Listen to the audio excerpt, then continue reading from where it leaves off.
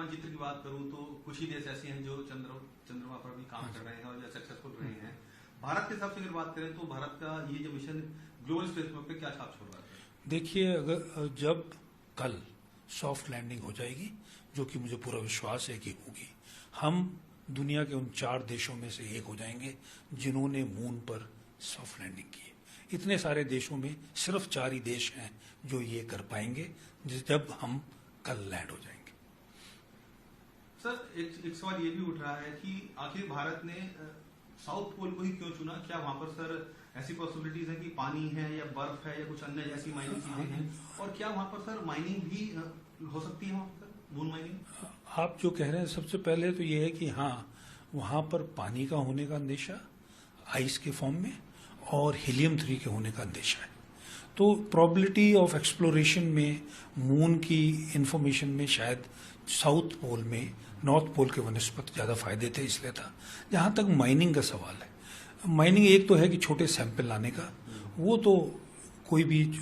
Mission lander कर सकता है, पर जो माइनिंग आप कह रहे हैं, हाई क्वांटिटी की माइनिंग अगर होनी हो, ये ज़्यादा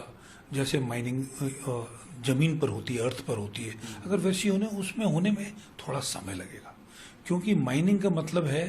पहले हमारे पे ये क्षमता होनी होगी कि हम आदमी को वहां पर लैंड कर पाएं, अपने रोबोस को वहां लैंड कर पाएं, और मेरे विचार से तो माइनिंग वहां रोबोस की मदद से ही होगी।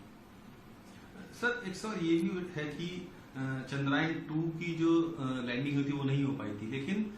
उस चंद्रयान 2 के जो रोवर था विक्रम लैंडर, उसने जो अपना काम था वो कंटिन्यू कर रहा था, और चंद्रयान 3 का जो अभी कांटेक्ट है उनसे हो गया है और जो कम्युनिकेशन है उन दोनों के बीच स्थापित हुआ है। ये कैसे सर हुआ है? देखिए, वो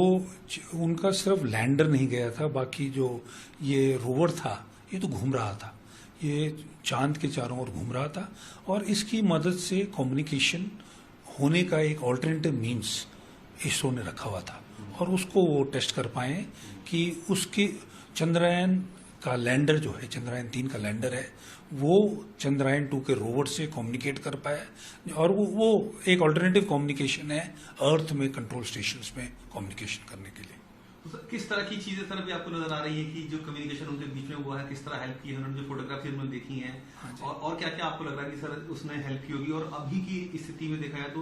जब कल लैंड होगा उससे पहले भी क्या चीजें बनी हुई है सर? देखिए, वो यही है कि मतलब वो चंद्रयान 2 को हुए हुए इतना समय हो गया है, पर फिर भी उसके सिस्टम्स, उसका जो रोवर है वो अवेलेबल है, और ये प्रूव करता है कि इसरो का जो इक्विपमेंट कितना रोबस्ट और कितना अच्छा बना हुआ है। और मुझे तो इस बार पूरा विश्वास है कि चंद्रयान 3 में जितनी खामियां पिछली बार चंद्रयान 2 की थी, उसको देखते हुए चंद्रयान 3 को ऐसा इफेक्टिव बनाया है कि ये लैंडर निश्चय ही सक्सेसफुल होगा। सर, ये भी जानकारी आ रही है कि जो लैंडर है उसके जो पिलर्स, जो लेग्स हैं, बता रहे हैं कि बहुत मजबूत बनाए गए हैं इस बार, ताकि जो सॉफ्ट लैंडिंग जब हो तो क्रैश होने का कोई खतरा ना हो। जी हाँ, इस बार सर किस तरह का वो जो लैंडर बनाया गया है, उसकी क्षमता ये बढ़ाई गई कि उनकी जो लेग्स हैं उनको और स्ट्रांग बनाया गया है कि थोड़ा अगर स्ट्रांग झटके से भी लैंड हो तो वो फिर भी ठीक से लैंड हो पाए और टॉपल ना हो।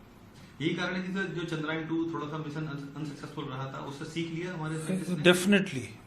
इसरो के चेयरमैन के अनुसार सारे लेसन्स, जो खामियां उसमें पाई गई थी, उनको इसमें दूर किया गया है, और ये जैसे उनके हिसाब से एक फेल सेफ मिशन है।